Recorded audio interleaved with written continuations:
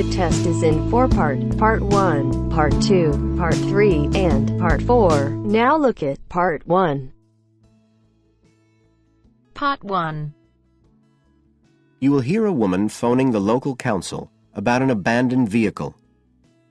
First, you have some time to look at questions 1 to 6. Now we shall begin. You should answer the questions as you listen, because you will not hear the recording a second time. Listen carefully and answer questions 1 to 6.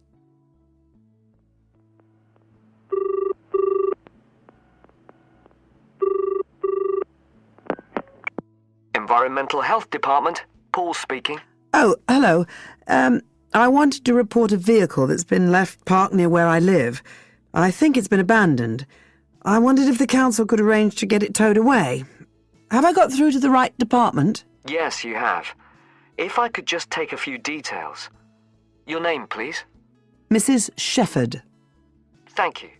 It's not my vehicle, though. I just thought someone ought to report it. No, that's fine. What I need to do is take some details first, then we can decide what to do about the problem. Oh, I see. So the next thing I need to know is your address. Right, it's 41 Lower Green Street, Yes? Barrowdale. And the postcode's WH4 5JP. Fine. And if I could just ask for a telephone number. It's 01778 552387. I'm out quite a lot, but you can just leave a message on the answer phone if you need to. Or I could give you my mobile number. That's all right, don't worry. Now, could you tell me a little more about this vehicle? You say it's been abandoned. Well, it certainly looks like it. Can you give me an idea of where it is? Yes, it's near the main road that goes through Barrowdale. Is that the A69? Yes, that's right. Now, there's the primary school just towards the end of the village, and then next to that, next to the children's playground, there's a field, and it's in there. Oh. I wonder how it got in there. Well, there's a gate to allow farm machinery in and out. I thought something ought to be done about it. The children from the school might start playing in the vehicle and lock themselves in or something. Yes, you are quite right to report it. And what type of vehicle are we talking about here? It's a van, actually. You know, the sort with just a couple of little windows at the back. Right. You don't happen to know the make and model, do you? Oh, yes. I went and had a look and got all the details. I thought you might need them. I'm surprised the school hasn't contacted you about it. Anyway, I wrote the details down. Right. It's a Catala, and the model's a Flyer 2000. Is that Flyer? That's right. Very good. And the colour? Well, it's not all that easy to see because it's absolutely filthy. And actually, it looks as if it's had a paint job at some stage. It's blue, but you can just see white underneath where it's been scratched. Right. Well, I'll just make a note of the present colour. And if you could just tell me the vehicle number. Did you make a note of that? Oh, yes. It's S322GEC. Okay. Before you hear the rest of the conversation, you have some time to look at questions 7 to 10. Now listen and answer questions 7 to 10. And it sounds as if the general condition of the vehicle isn't too good, from what you say. No, it's pretty poor. It wouldn't be drivable. It's got a flat tyre and there's a crack in the windscreen. I reckon someone just wanted to get rid of it. That's usually the way. It's been there for nearly a week. No, it must be 8 days. I remember it was a Sunday morning when I noticed it. It wasn't there the day before. I walk past it most days on the way to the shops. I'd have thought the school would have reported it. Does the field actually belong to the school? No, it's part of Hill Farm Estate. Right. I'll just make a note of that. And I don't suppose you have any information about who might own the vehicle? No, I've no idea. So what will you do now? Well, we'll come and have a look and see if we can trace the owner. And if we can't, the vehicle will be removed as rapidly as the law permits. It could be anything up to 20 days. One thing I should say, I'm quite sure this doesn't belong to anyone round here. I'd definitely recognise it if it was from someone who lived here. So you don't think it was anyone local? Right. I'd say at a guess we're looking at a stolen vehicle here. I did wonder if it might have been. You hear such a lot about car thieves nowadays. Well, we certainly will be looking into that possibility. Anyway, thank you for contacting us, Mrs. Shefford, and we'll keep you informed of what happens. Right. Thank you very much. Goodbye. Goodbye. That is the end of part 1. You now have half a minute to check your answers. Now turns to part 2. Part 2. First, you have some time to look at questions 11 to 15. Now, listen carefully and answer questions 11 to 15. Starting at the beginning, you can see the on-off switch just beneath the two lights. Having turned the machine on, these lights now become very important. When the light on the left has gone out, you can begin making coffee, as it means the water is now hot enough. Next to that is the water level light. If this is illuminated, it means the machine does not have enough water. It is essential that you turn the machine off and add more water the moment this light comes on. Otherwise you could damage the heating element. Once you have checked that both the heater light and the water level light are off, make sure the filter holder, that's the part with the handle just under the control panel, is in place. Once you have your cups ready, it is time to press the coffee delivery switch. That's the button just above the filter holder beside the boiler meter. Remember to take a quick look at the meter as it tells you the exact temperature of the water. On both the left and right hand side of the machine, on the same level as the filter holder, you can see the steam pipes used for heating milk. These steam taps need to be cleaned regularly to avoid blocking. And finally, if you do spill any coffee, don't worry. Just make sure that the drainage pipe at the bottom of the machine is leading into a sink or a suitable waste container. As with the steam taps, the drainage pipe needs regular cleaning. Before you hear the rest of the talk, you have some time to look at questions 16 to 20. Now listen and answer questions 16 to 20. First and most importantly, I'll tell you where you should go from tomorrow for your lectures and classes. The Health Sciences building is on the west side of the campus, opposite the library, beside the History department. As you are probably aware, there are 6 modules to the course, which will take a year to complete. That's 2 modules each term. In the first module of this term, you will be looking at current laws with regard to health and safety in the workplace. Don't forget that as you progress through the course, you should be building your thesis. This will need to be completed by the end of the year. Coursework will also be credited to your final grade, but the most important part of the course is the thesis. Now, the final thing I want to tell you, and again you should know this, is that there will be a number of guest speakers throughout your course.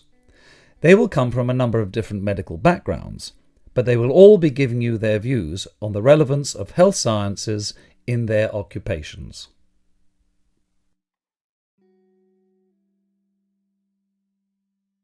That is the end of part 2. You now have half a minute to check your answers. Now turns to part 3. Part 3. You'll hear a lecturer talking to students about America in the 1960s. You have some time to look at questions 21 to 26.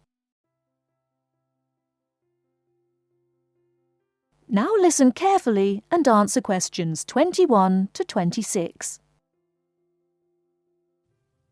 We begin our examination of America in the 1960s with the usual caution. There is no sense in trying to understand any decade without looking at what came before. Those of you who still have outstanding coursework on the 1950s would do well to complete it now, if for no other reason than it will help make sense of the next series of lectures. But we must press on, and I'd like to begin my talk about the 60s with a reference to one of those things that came before, the post-war baby boom. With the end of the Second World War in 1945, there began in the USA an era of perceived prosperity and security. In short, people started to feel that the world was a much better and safer place to bring up children. So, at the start of the 60s, all those children born in the baby boom, 70 million in the US alone, were teenagers. As the 60s progressed, and as this large number of people approached adulthood, there was a noticeable shift in the balance of power, and young people began to have a voice in ways that were not considered possible in the more conservative atmosphere of the preceding decade. Things were moving forward at a rapid pace. The literature of the time brought out all the taboos. Everything was covered, such as race, in, for example, the book To Kill a Mockingbird. The role of women changed, and equality for women, well, let's just say that once certain books were published, women were no longer going to be satisfied with their roles as devoted wives and mothers. Through literature alone, the whole fabric of society was challenged, and by the end of the 60s, things would never again be as they had pretty much been for the preceding 40 years. It was a decade of protest, civil rights protests, feminism, the rights of minorities, the Vietnam War. All these causes led to peaceful and not so peaceful protests on college campuses and elsewhere. People had been given freedom of speech and they were going to use it. The crime rate rose to 9 times what it was in the 50s, as respect for the old order faded away. But it was also a time of great development. In medicine, the 60s saw the first heart transplant. In technology and the space race, where we saw the first American in orbit and lasers being invented at the start of the decade, and the first man on the moon, and the first primitive internet at the end. Before you hear the rest of the talk, you have some time to look at questions 27 to 30. Now listen and answer questions 27 to 30. None of this, good or bad, might have happened if things in 1962 had gone slightly differently. On October 16th, President John F. Kennedy met with his closest advisors at the White House. They had obtained photographic evidence showing that Cuba was building or installing nuclear weapons. It was widely believed that Cuba was preparing to fire these weapons at cities in the USA. Kennedy was faced with 3 choices: to try to resolve the crisis diplomatically by negotiating with Cuba and the Soviet Union, to take action to block the delivery of more weapons into Cuba, or to attack Cuba, destroying their weapons. Believing that the first option would end in failure and that the third option would lead to war, it was the second option that Kennedy chose. In doing so, he succeeded in preventing the buildup of more missiles. The Soviet Union then withdrew the weapons from Cuba. Most historians agree that if Kennedy had acted differently, the episode would have led to a full-scale nuclear war between the United States and the Soviet Union. Millions would have died, and the world would have been changed beyond recognition. That is the end of part 3. You now have half a minute to check your answers. Now turns to Part 4. Part 4. You will hear part of a lecture on the current and future use of mobile phones. You now have 30 seconds to read questions 31 to 35. Okay, now today we're looking at changes in communication, and specifically changes that have just happened or are likely to happen in the next few years. Key to this is the mobile phone, which is increasingly being seen as an all-purpose system rather than just a phone. If you only use your phone for texting and making calls now, you will be amazed at how you'll be using it in the future. The technology has been developed for a range of other uses. For example, phones could be used so that if you are meeting someone and they get lost, you could send them a map of your location to help them. This will save all those complicated explanations over the phone and our poor friends or colleagues trying to drive and find out where they are at the same time. And if you get bored waiting, or if you're traveling, for example, you will soon be able to see TV news on your phone as it is actually being broadcast. This means that you won't have to miss any of your favorites if you were away for a few days. Most people have got used to texting now, and young people send pictures to each other. But what is exciting is the possibility of putting music with them before you send them. And it's not all frivolous. Phones are going to become even more critical in business and education. Some recent developments have a highly practical usage. So, for example, as lecturers, we will be able to send everybody a text to let them know if lectures have been cancelled. And the new phones could have a further use in education, as well as business, as they will enable us to go to any destination, such as when we are doing a field trip, for instance. And from there, to send data directly to a computer so that we can access it when we get home. This means we will no longer be limited by what the phone can store. You now have 30 seconds to read questions 36 to 40. And it's interesting to look at the different ways that men and women use phones now, as that does affect how the technology will develop.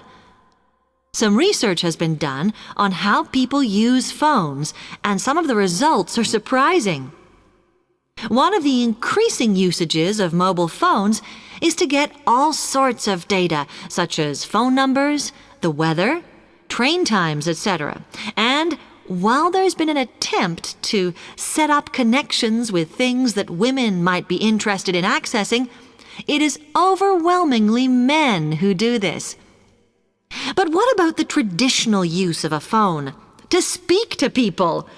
I suppose we would predict that it is mainly women who use phones as a method of contact for friends and family, but, in fact, the genders exploit this facility equally.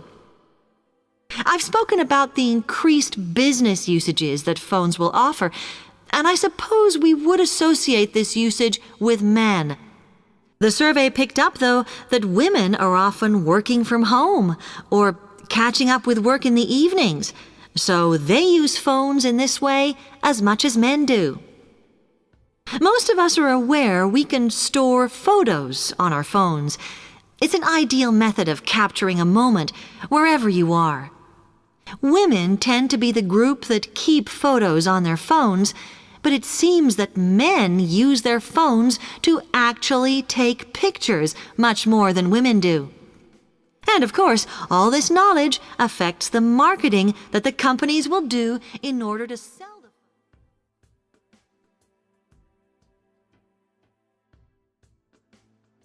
That is the end of Part 4. You now have half a minute to check your answers.